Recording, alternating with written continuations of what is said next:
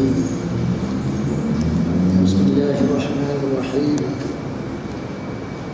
الحمد لله رب العالمين به نستعين على أمور الدنيا والدين الصلاة والسلام على أشرف الأنبياء والمرسلين سيدنا محمد صلى الله عليه وسلم وعلى آله وصحبه والتابعين وتابع التابعين لهم بإحسان إلى يوم الدين. اللهم زينا بزينة القرآن. Ya Allah, hiasikanlah kami dengan perhiasan Al-Quran. Allahumma akrimna bikaramatil Quran. Ya Allah, muliakanlah kami dengan kemuliaan Al-Quran. Allahumma syarifna bisyarafatil Quran. Ya Allah, pandukanlah kami dengan panduan Al-Quran. Allahumma nawwir qulubana bi anwaril Quran. Ya Allah, terangilah hati kami dengan cahaya Al-Quran. Allahumma adkhilna al-jannata bi syafa'atil Quran. Ya Allah, masukilah kami ke dalam syurga melalui syafaat Al-Quran. Allahumma najjina minan niran bi hurmatil Quran. Ya Allah, lindungilah kami daripada neraka melalui kemuliaan Al-Quran. Rabbana afghfir 'alaina sabra وثبت أقدامنا وانصرنا على القوم الكافرين. ربنا آتنا من لدنك رحمة وهيئ لنا من أمرنا رشدا. أما بعد, dikasihi sidang jamaah muslimin dan muslimat yang dirahmati Allah sekalian, dalam ni malah kita melihat suatu firman Allah Ta'ala. Allah Ta'ala sebut dalam suratul Anbiya ayat 79. A'udzu billahi minasyaitonir rajim. Bismillahirrahmanirrahim. Fahamnaha Sulaiman wa kullan atayna hukman wa ilma. Dan kamilah yang memberi fahamkannya kepada Nabi Sulaiman alaihi salam dan tiap-tiap keduanya, yakni Nabi Sulaiman dan ayahnya Nabi Daud. Ataina hukma, kami kurniakan kebijaksanaan, wa ilman, dan ilmu. Ayat yang kita baca ni nak menceritakan kepada kita bahawa Allah Subhanahu wa Ta'ala telah berikan hikmat dan kebijaksanaan kepada Nabi Sulaiman AS, di mana kita telah bincang bahawa Allah Subhanahu wa Ta'ala telah menjadikan Nabi Daud AS sebagai raja yang memerintah Palestin. Dan pada masa Nabi Daud AS jadi raja, Nabi Daud AS telah bawa Nabi Sulaiman dalam mesyuarat, dalam mesyuarat yang dilakukan kerana Nabi Sulaiman AS semenjak kecil lagi dia telah penuh berkata-kata dengan hikmat dan kebijaksanaan. Apabila Nabi Daud AS wafat, maka Nabi Sulaiman AS menggantikan ayahnya, menggantikan pemerintahan Palestin, di mana keterampilan ataupun kemampuan, kebolehan Nabi Sulaiman AS ini terserlah semenjak daripada kecil lagi. Dialah yang layak jadi raja, dialah yang layak jadi pemerintah. Dan apabila dia jadi pemerintah, selepas kewafatan bapanya Nabi Daud AS, dia telah buat suatu perkara yang pelik. Pelik macam mana? Dia memerintah bumi yang sangat luas, yang tidak mampu dicapai oleh orang lain. Berapa luas pemerintahan Nabi Sulaiman AS tu? Kalau kita tanya orang-orang Yahudi, orang Yahudi berbangga Nabi Sulaiman ni pemerintahan dia daripada Palestin sampai ke Mesir, sampai ke Iraq. Segitiga ni adalah merupakan laluan, adalah merupakan bekas setapak kaki. Nabi Ibrahim alaihissalam, jauhnya perjalanan Nabi Ibrahim alaihissalam, itulah dia keluasan negeri Nabi Sulaiman alaihissalam, kata ahli-ahli sejarah Yahudi. Tapi bagi kita orang Islam, kita tidak berkata nak pemerintahan Nabi Sulaiman alaihissalam adalah seluas itu. Seluas mana pemerintahan Nabi Sulaiman alaihissalam? Dalam kitab sebut pemerintahan Nabi Sulaiman alaihissalam ini adalah seluas satu bumi ini seluruhnya. Lebih luas daripada yang dikatakan oleh pendeta-pendeta Yahudi. Nabi Sulaiman memerintah satu bumi ini seluruhnya. Bagaimana Nabi Sulaiman berjaya mencapai pemerintahan yang sebegitu besar? Inilah yang perlu kita lihat dan inilah yang perlu kita pelajari. Jadi secara asasnya Allah Ta'ala menyebut bahawa Nabi Sulaiman Allah berikan hikmah, Allah Ta'ala berikan hukmah wa ilmah, kebijaksanaan dan ilmu. Kebijaksanaan dan ilmu ini menjadi asas untuk memerintah dan menguasai dunia. Allah Ta'ala sebut, wa husyira li Sulaiman junuduhu minal jinni wal insi wat tayri fahum yuz'un. Dan dihimpunkan kepada Nabi Sulaiman itu tentera dia. Tentera dia berkumpul. Siapa dia tentera Nabi Sulaiman?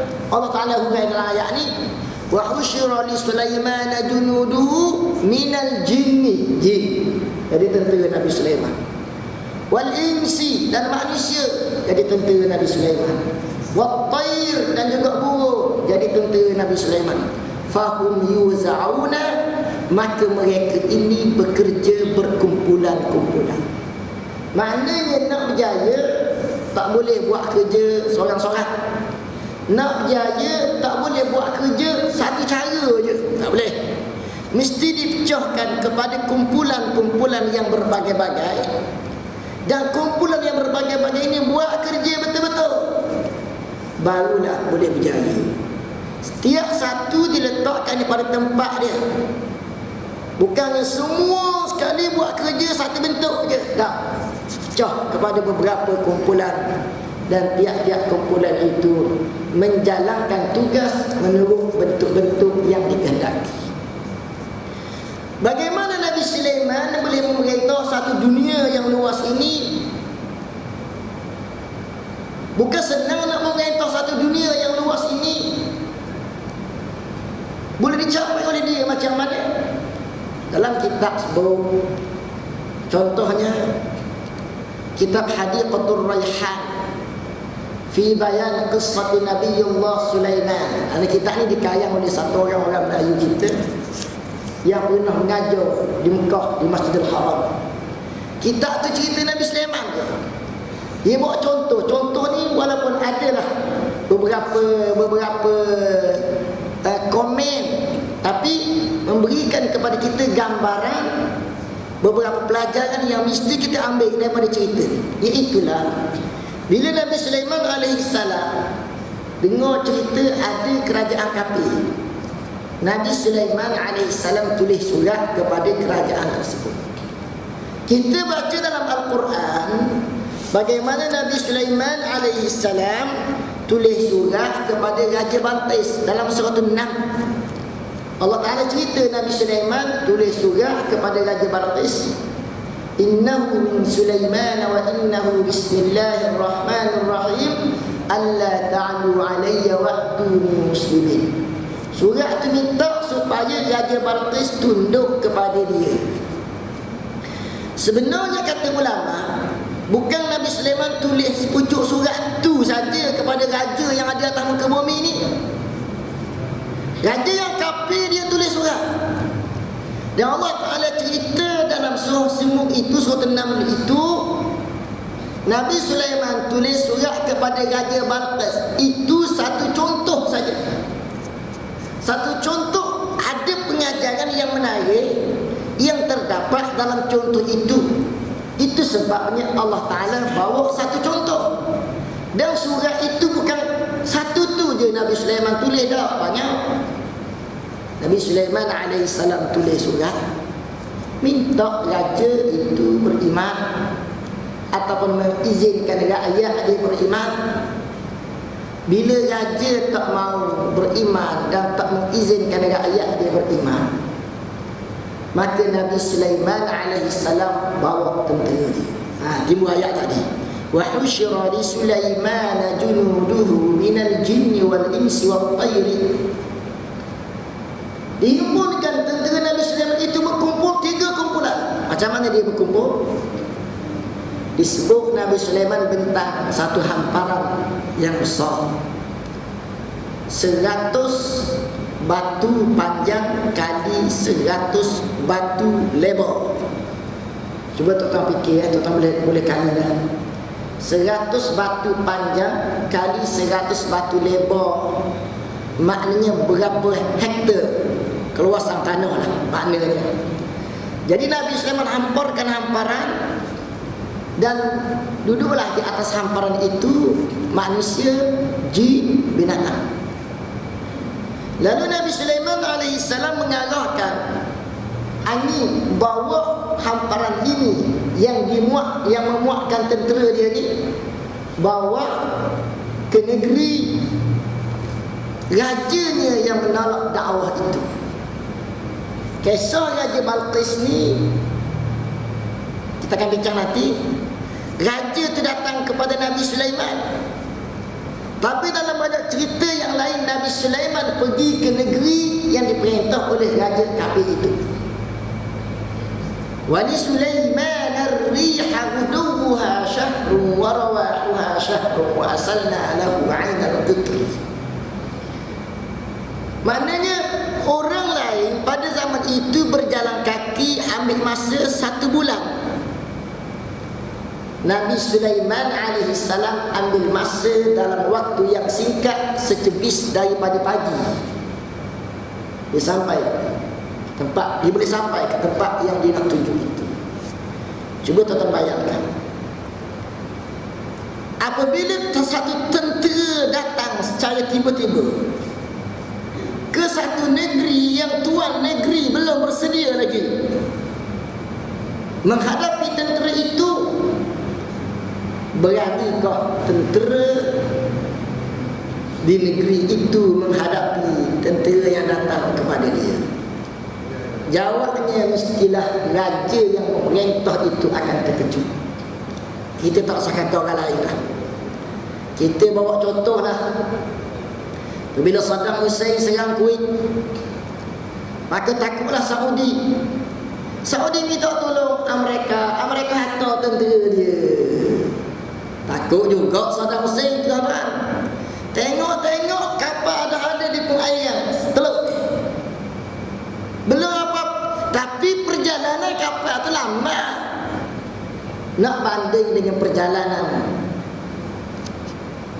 angin yang membawa tentera Nabi Sulaiman alaihissalam. Cuba kita nak tengok perjalanan angin ni. Sebutkan kitab bagaimana Nabi Sulaiman alaihissalam meeting. Sedang Nabi Sulaiman meeting, datang Malakul Maut. Datang Malakul Maut, Nabi Sulaiman tanya dia, "Hei Malakul Maut, kau datang ni untuk apa?" Malakul Maut kata, "Aku datang ni untuk ambil nyawa orang tu." Dia tunjuk kat satu orang. Orang tu dengar Malakul Maut berkata macam tu, Malakul Maut nak ambil nyawa dia. Terus dia pergi kat Nabi Sulaiman, dia kata, "Ya Nabi Allah, bawalah aku pergi ke satu negeri yang jauh. Tolonglah perintahkan angin bawa pergi aku ke satu negeri yang jauh." Nabi Sulaiman pun perintah angin bawa dia ke negeri yang jauh. Tak tahulah kat mana negeri yang jauh. Amerika ke China ke Jepun ke Australia, tak tahulah. Negeri yang jauh. Kemudian Malakul Maut pun hilang. Lepas tu Malakul Maut datang balik kat Nabi Sulaiman alaihissalam. Dan Nabi Sulaiman tanya dia apa cerita dia. Dia kata mula-mula dia bingung juga. Sebab bila Allah Ta'ala perintahkan dia ambil nyawa orang tu, tertulis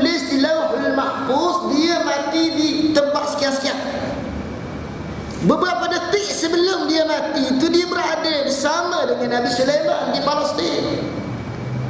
Macam mana ajal dia berada di negeri sekian-sekian. Bila dia perintahkan supaya Nabi Sulaiman, orang ni perintah, orang ni minta, orang ni merayu kepada Nabi Sulaiman, desak supaya Nabi Sulaiman perintahkan angin, arahkan angin, bawa pergi dia ke negeri yang jauh. Barulah dia tahu bahawa apa yang tertulis di Lauhul Mahfuz itu adalah benar. Dan dia ni baru saja sudah ambil nyawa orang tu di negeri, di tempat yang telah tertulis di Lauhul Mahfuz. Maknanya nak cerita lajunya perjalanan transport Nabi Sulaiman alaihi salam. Lajunya perjalanan yang dimiliki oleh Nabi Sulaiman alaihi salam. Orang tu terbayang dia minta Nabi Sulaiman bawa pergi dia negeri jauh. Konon-kononnya malakul maut ni dah ada sepasang kaki kanan kaki kiri, tak sempat, tak layak nak jalan kaki nak pergi ke negeri yang jauh. Konon-kononnya dia minta Nabi Sulaiman bawa pergi dia ke negeri yang jauh. Rupa-rupanya bumi ni kecil sangat rupanya. Jadi cerita ni nak beritahu kepada kita bahawa Nabi Sulaiman alaihissalam menguasai angin. Angin tunduk kepada Nabi Sulaiman alaihissalam. Ini jadi satu rahsia kekuatan Nabi Sulaiman alaihissalam. Satu rahsia dia boleh memerintah bumi. Dan memanglah siapa dia nak perintah bumi, dia mesti kuasai pengangkutan. Jepun dulu masuk negeri-negeri Asia ni sekarang, dia ada dah alat nama dia basikal yang dia boleh bawa pergi ke mana dia nak pergi. Basikal tu lambat perjalanan dia, tapi dia boleh sampai.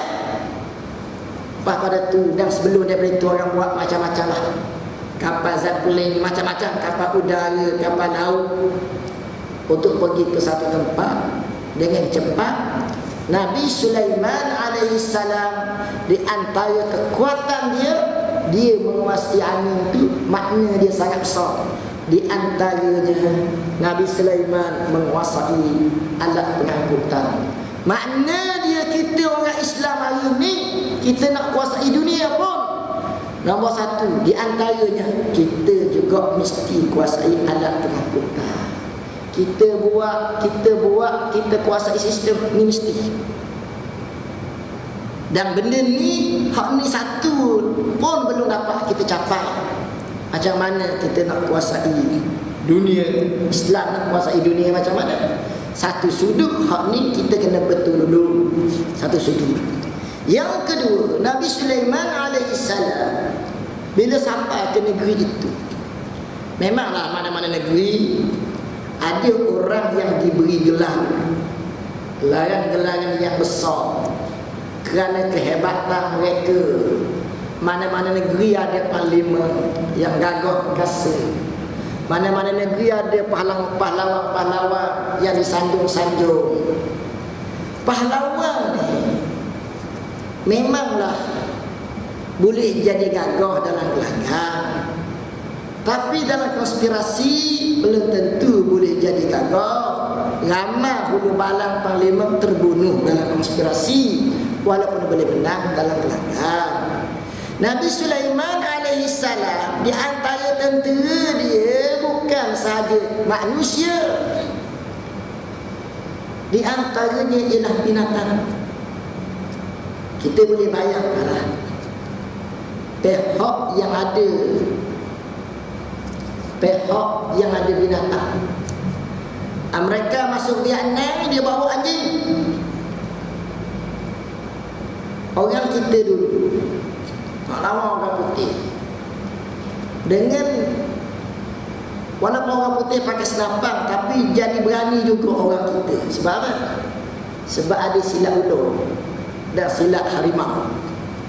Walaupun patut tak mati, ataupun silat harimau cakap orang tak luka, tapi kerana ada silat binatang. Tentera Nabi Sulaiman bukan silat binatang betul, berani ke panglima yang gagah daripada tentera kafir itu nak berlawan dengan ular, harimau, singa, berani ke?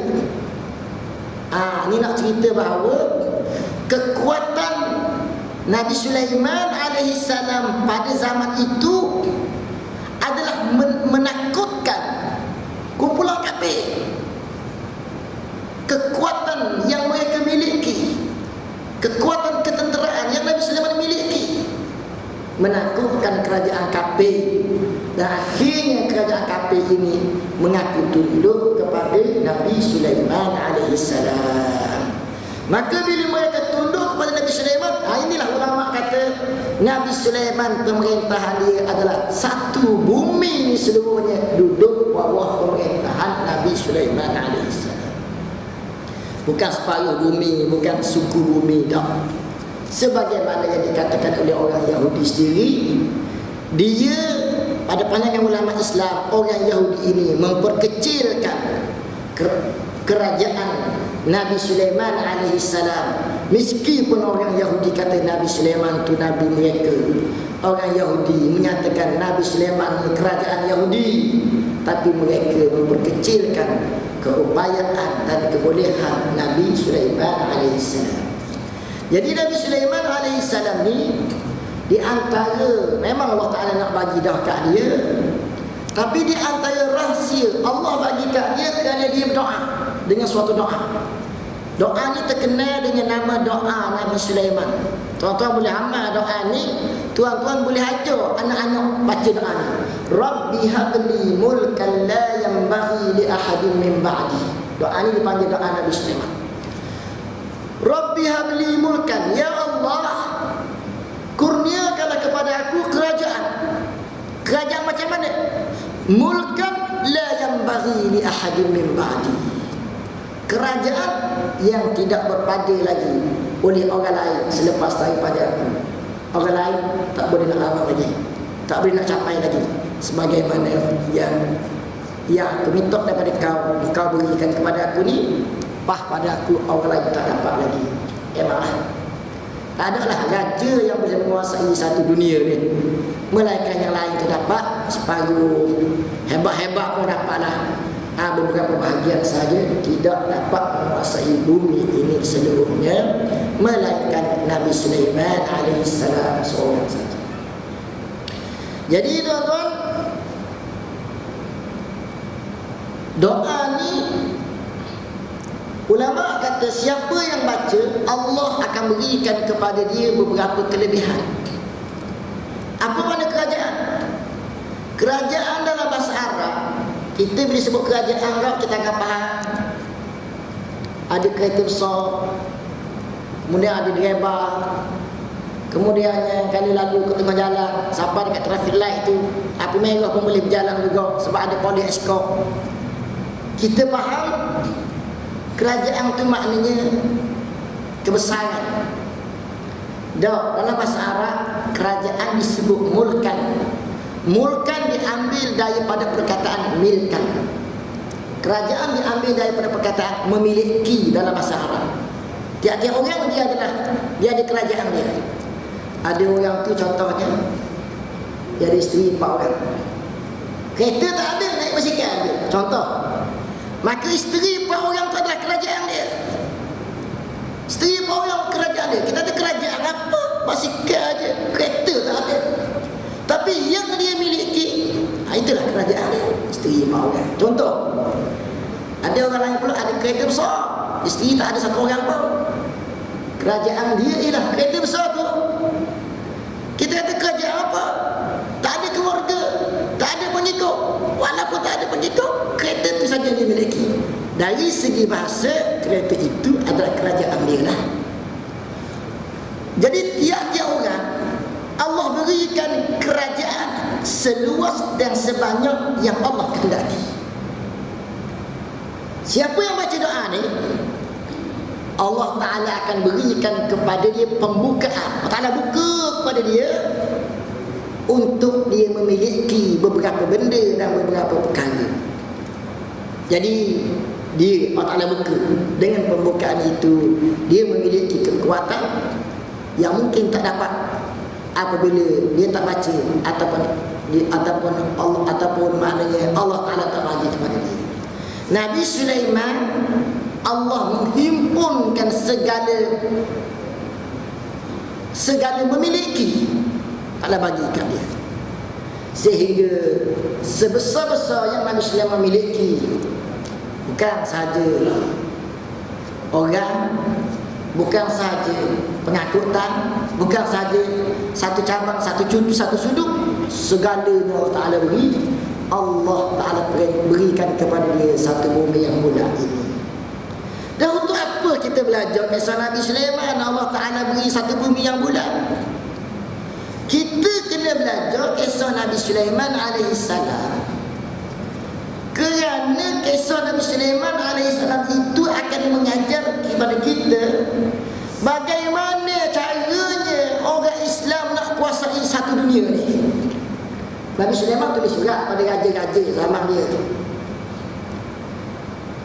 Kemudian dia dapat menguasai satu dunia dalam masa yang cepat. Zaman dia tu dia tulis surat, zaman dia tu juga dia dapat kuasai satu dunia. Nabi sallallahu alaihi wasallam pun tulis surat juga pada raja-raja kafir yang besar zaman dia. Nabi tulis surat kepada raja Parsi Kisra, Nabi Muhammad. Tulis surat juga pada raja Kaisar. Tulis surat juga pada raja Maqawqis. Tulis surat juga pada raja Najasyi Habsyah, Ethiopia. Tulis surat juga kepada raja-raja di Teluk. Tulis surat ni sama ada Nabi tulis surat ataupun Nabi Sulaiman tulis surat, maknanya orang Islam mesti kuasai dunia. Dan Nabi Sulaiman alaihissalam memang telah dapat memerintah satu dunia. Nabi sallallahu alaihi wasallam pula belum sempat lagi dia dapat.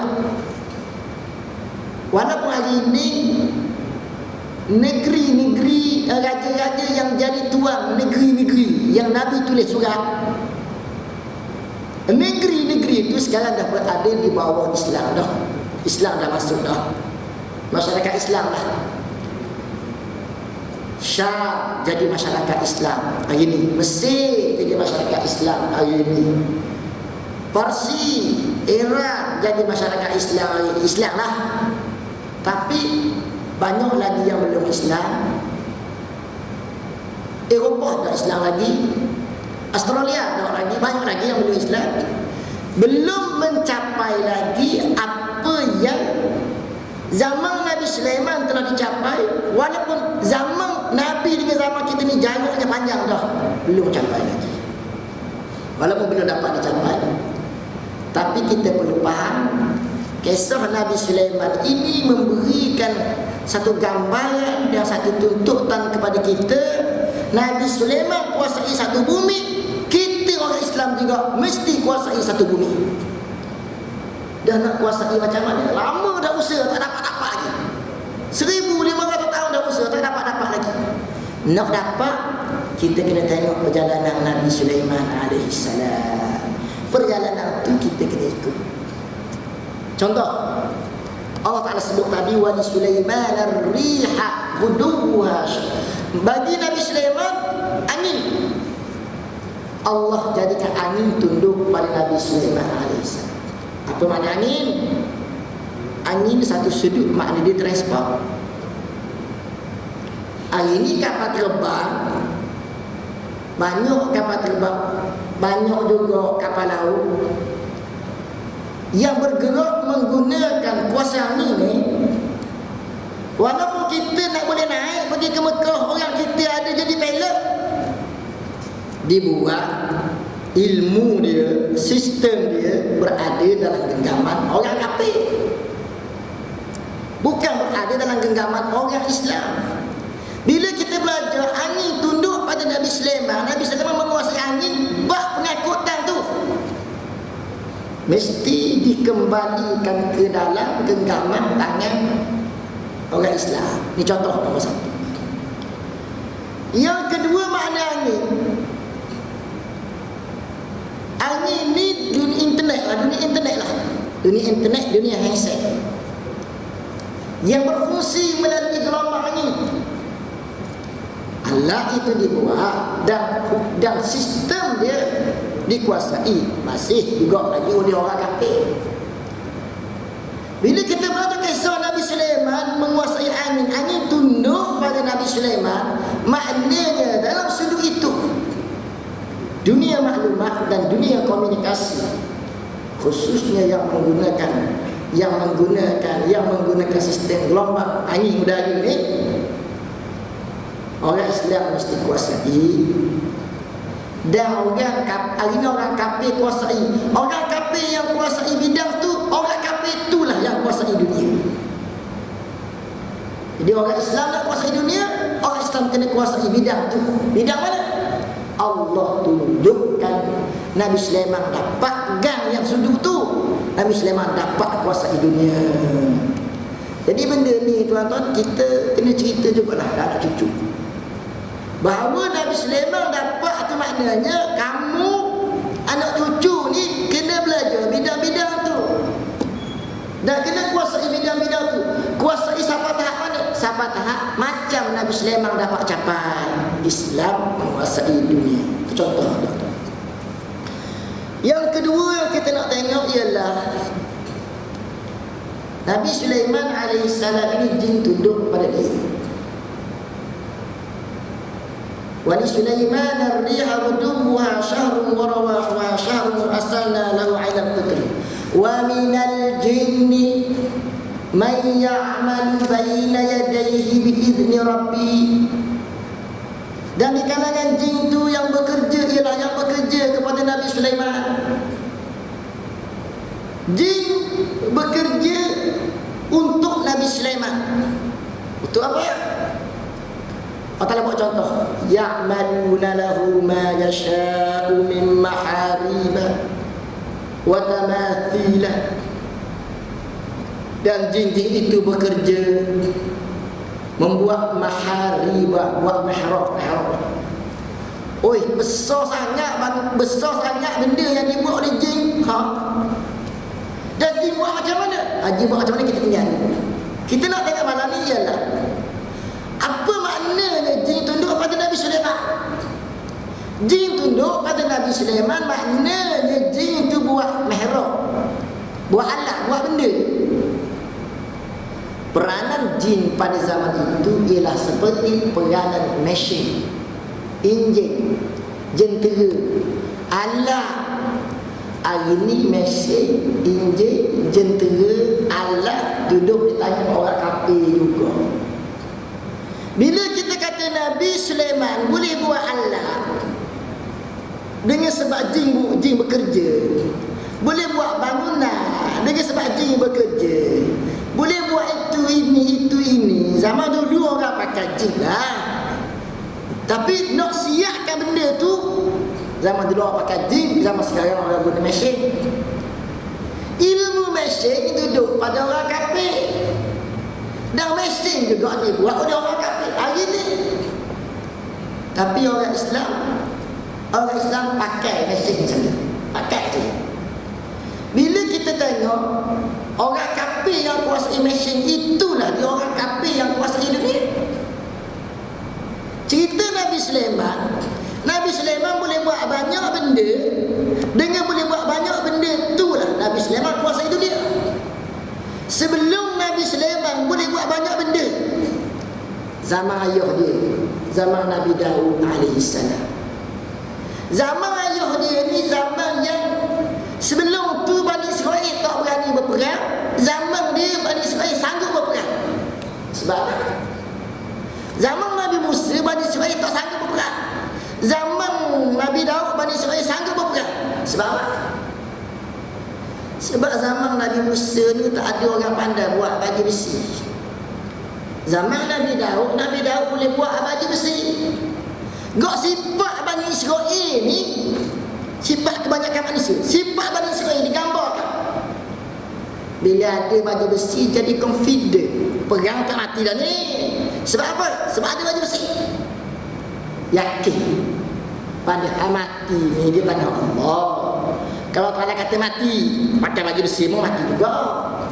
Kalau Allah kata tak mati, tak pakai baju besi pun, masuk 100 medan perang pun, tak mati, tak mati. Mati ini dengan ketentuan Allah. Tapi manusia punya kepala otak dia, ada Allah selamat, tak ada Allah tak selamat. Besi. Maka maknanya orang Islam mesti kuasai besi. Akhirnya orang Islam, orang kafir yang kuasai besi. Daripada zaman Nabi Sulaiman kuasai besi, zaman Nabi Daud kuasai besi, zaman Nabi Sulaiman boleh buat anak dalam satu sudut. Maknanya orang Islam nak kuasai dunia, kemampuan buat alat mesti berada di tangan orang Islam juga. Ada satu sudut lah. Maknanya hak ni kita kena cerita ke anak cucu kita bahawa mereka belajar, ambillah apa benda engineering ke architecturing ke apa ke, mesti ada satu hal tuju nak capai, iaitulah sebagaimana yang dicapai oleh Nabi Sulaiman alaihissalam. Jadi maknanya tuan-tuan, maknanya bila Nabi Sulaiman pergi ke, kita akan bincang nanti bab Sabak, bab Puteri Balqis ni. Nabi Sulaiman alaihissalam pergi negeri musuh,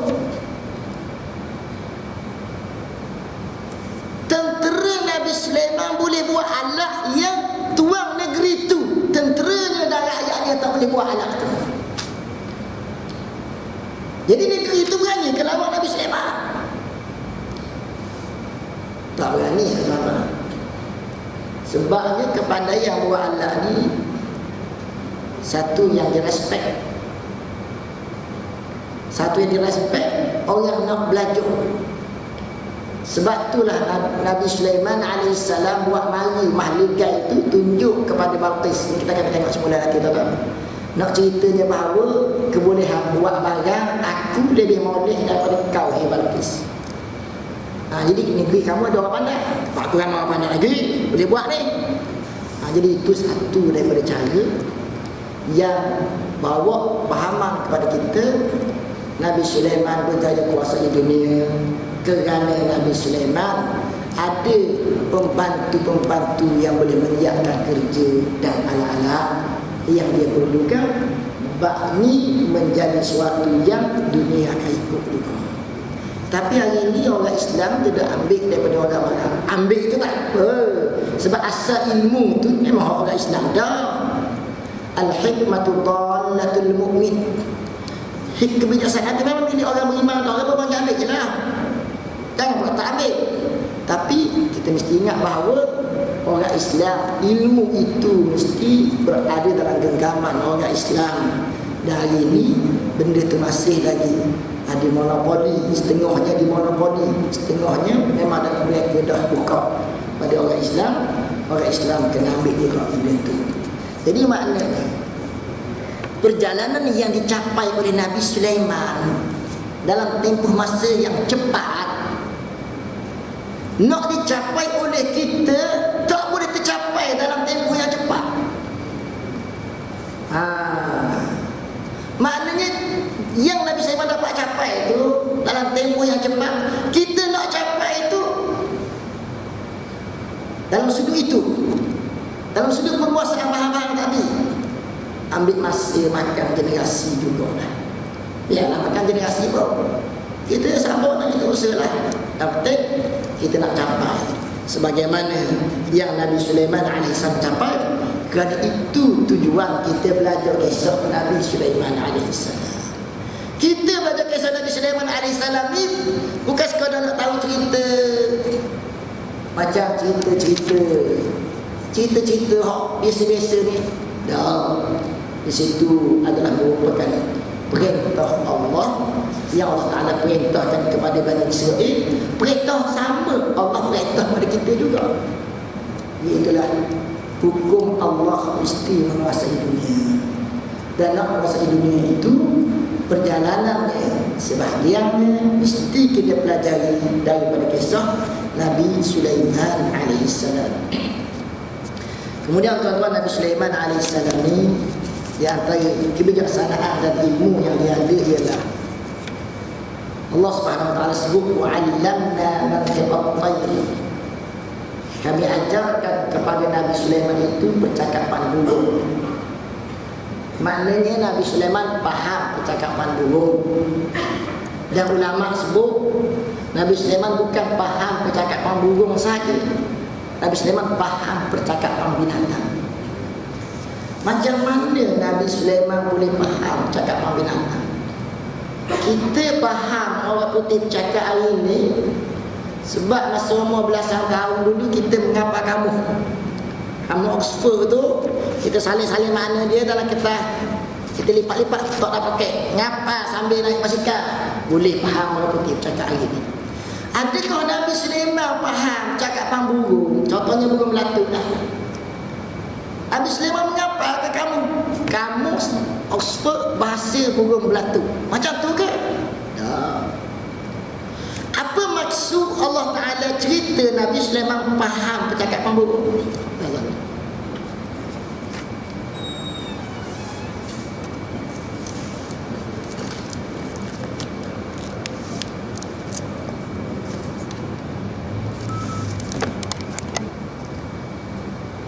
Jadi tuan-tuan, kisah atau bab Nabi Sulaiman faham percakapan burung ni nak menerangkan kepada kita bahawa asal bahasa itu adalah satu je.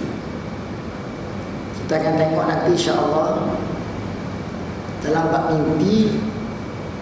mimpi menggunakan satu bahasa. Kita bercakap dengan orang yang kita tak faham bahasa dia, dalam mimpi kita boleh faham. Begitu juga jin. Jin bahasa lain dia faham cakapan kita, jin kita pun faham bahasa percakapan bangsa lain. Macam mana benda ni boleh berlaku? Ini nak menerangkan bahawa sesungguhnya ilmu tu ada tiga. Ilmu akal, ilmu ahwal, kemudian ilmu asrar. Nah, kita akan bincangkan datang ketiga-tiga ilmu ni. Bagaimana Nabi Sulaiman boleh faham cakapan burung, cakapan binatang, bukan dengan cara belajar, tapi dengan cara macam mana. Kita akan sambung perbincangan kita akan datang insya-Allah. Mudah-mudahan Allah Ta'ala masukkan kita di kalangan hamba-hambanya yang dirahmati dan diridainya. Allahumma inna nas'aluka al-huda wat-tuqa wal-'afafa wal-ghina. Rabbana atina fid dunya hasanah fil akhirati hasanah wa qina 'adzabannar. Wa sallallahu ala sayyidina Muhammad wa ala alihi wa sahbihi wa sallam. Alhamdulillahi rabbil alamin.